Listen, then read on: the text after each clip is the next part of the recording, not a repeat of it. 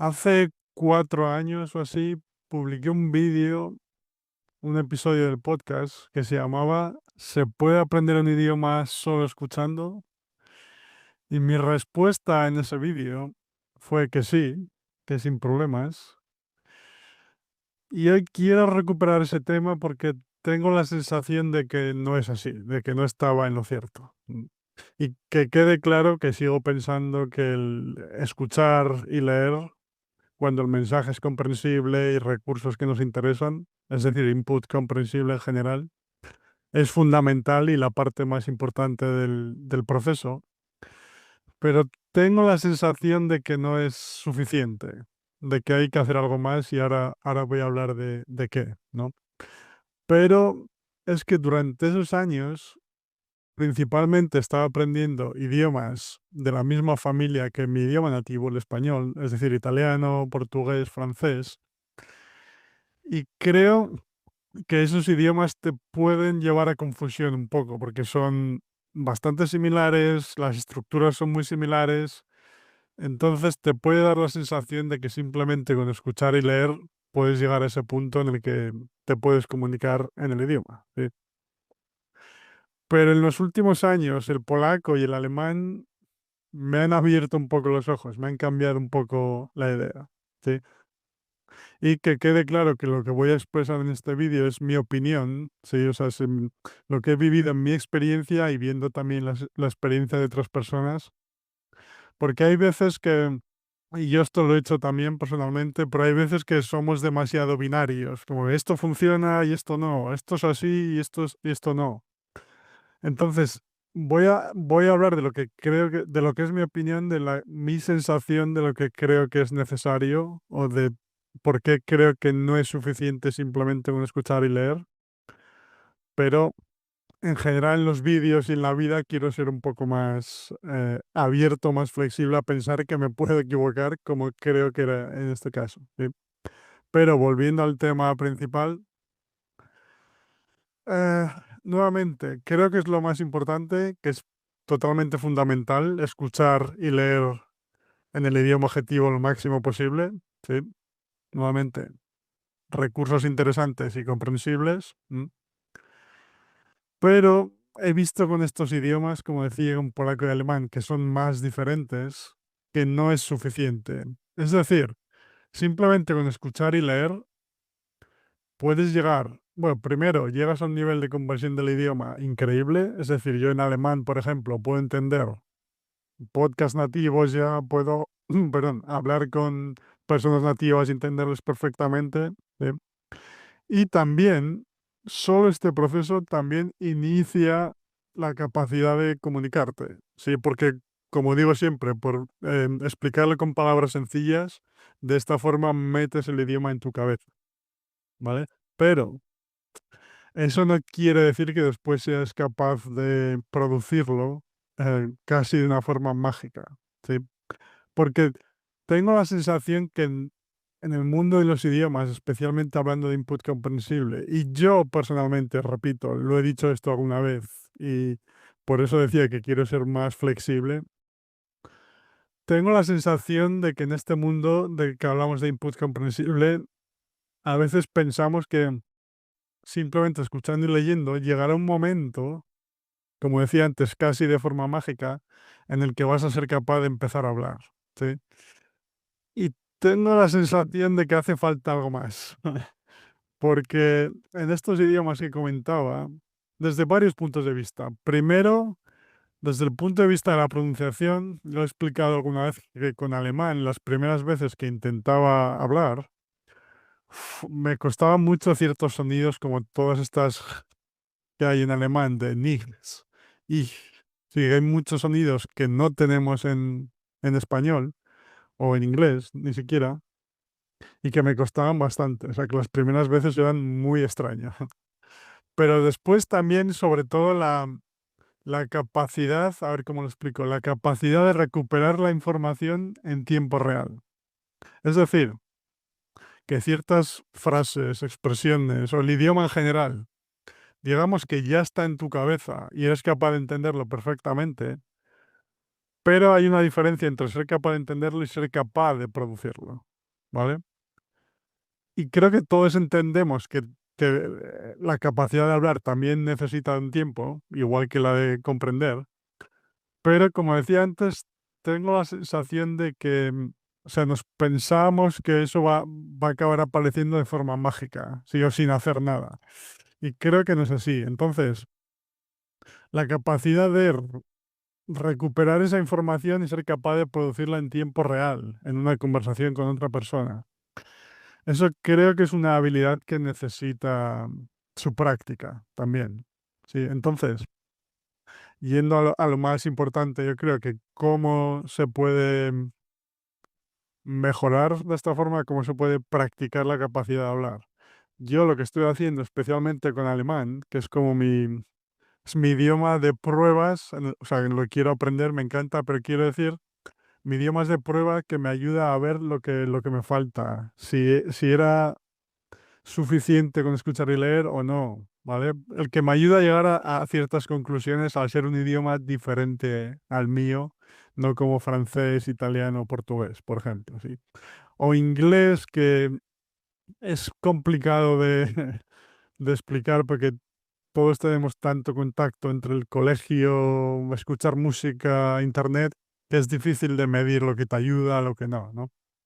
Pero volviendo al grano, digamos, lo que estoy haciendo mucho con alemán es hablar conmigo mismo o también hablar con inteligencia artificial. Y en este caso ya haré un vídeo sobre ello, pero utilizo mucho la función de voz de ChatGPT, que no sé si es muy nueva, pero yo hace poco que la descubrí o que la utilizo, que básicamente es como, o sea, es una em, opción de voz simplemente en la que es como hablar con una persona, ¿no? Pero me he dado cuenta de que la parte interesante es que es mucho más relajado, porque una de las cosas que más nos cuesta al principio y siempre, ¿no? Que es hablar con otras personas, viene porque tenemos miedo de lo que piensen de nuestro nivel, ¿no? De que nos juzguen. Que es un problema, sí, pero imagino que nuestra mente hasta cierto punto lo hace siempre. Entonces, como paso intermedio, esto de hablar contigo mismo o hablar con la opción de voz de inteligencia artificial hace que la presión sea mucho menor. Y es interesante porque, como decía, haré un vídeo más completo sobre ese tema específico, pero lo vi que los primeros días que hablaba con la inteligencia artificial, al principio también tenía esa sensación de que quería hablar lo mejor posible, em, no sé, como casi como que me viera como que sé realmente alemán, ¿no? Como fingir algo que realmente no podía hacer en ese momento, no sé cómo explicarlo. Pero poco a poco me fui relajando más, entendiendo que, o sea, lo ideal es entender que eso también lo puedes hacer con las personas reales, ¿no? El hecho de simplemente decir lo que sabes, intentar comunicarte y no preocuparte por si lo estás haciendo perfecto, qué pensará la otra persona, sino preocuparte por lo realmente importante que es comunicarte y seguir mejorando, ¿no? Pero no sé, como no es una persona real, pues me resultó más fácil hacer ese cambio y relajarme más, ¿no? Entonces, em, cosas como hablar conmigo mismo en voz alta sobre un podcast, resumir un podcast que acabo de escuchar, o hablar con la inteligencia artificial, como decía, sobre diferentes temas, sobre mi vida, sobre temas que me interesan, temas que pienso que pueden aparecer en conversaciones, etcétera, ¿vale? Y también haré perdón, un vídeo más detallado sobre esto. Pero a lo que quiero llegar es que creo que esta práctica es necesaria para seguir mejorando, para hablar de forma más fluida, para mejorar la capacidad de recuperar la información de tu mente y expresarla, como decía, para mejorar la pronunciación por muchas razones, ¿no? Y para finalizar con esta recuperación del vídeo de hace unos años, también hay un par de cosas que creo que son importantes o interesantes al menos, que estoy intentando investigar más y que cuando tenga una opinión más formada, conozca más, ya haré un vídeo independiente también, uno para cada uno. Y son dos cosas. Uno, el papel del feedback, de la corrección de errores, llamémosle, que estoy empezando a utilizar también con la inteligencia artificial. Y me refiero a hasta qué punto puede ayudar que al final de la sesión, por ejemplo, cuando hablo con inteligencia artificial, le pregunte sobre cosas que puedo expresar de forma más natural o cosas que he hecho bien también, que es importante, ¿no? Como simplemente un feedback, ¿sí? Para saber si estoy mejorando, cómo puedo mejorar, etcétera. Porque siempre he dicho, ya hablaré sobre esto también, que la corrección de errores me parecía un error, valga la redundancia, por cómo se hace de la forma tradicional, digamos, que se interrumpen las frases, se corrige constantemente, casi señalando como mal, sí, toda esta herencia de las clases del sistema educativo, ¿no? Que se basan mucho en corregir los errores, en esto está mal, esto está bien. Pues esa forma sigo pensando que no es, o sea, no ayuda mucho, ¿vale? Pero estoy intentando investigar hasta qué punto puede ayudar cierto feedback como el que comentaba, porque creo que es importante también, porque muchas veces cuando decimos algo nosotros nos damos cuenta después que lo hemos dicho mal, entonces es una cuestión de seguir practicando para que salga de forma más automática, por decirlo con palabras sencillas, pero muchas otras realmente no sabemos si lo estamos diciendo bien o si se puede decir de una forma más natural o no. Porque volviendo a lo de antes, con francés, italiano, portugués, las estructuras son muy similares y casi el 100% de las veces yo sé si lo he dicho bien o mal. Pero volviendo al alemán y al polaco, hay veces que lo digo y no estoy del todo seguro si lo he dicho bien o no, ¿vale? Entonces, ese feedback podría ser necesario, como decía.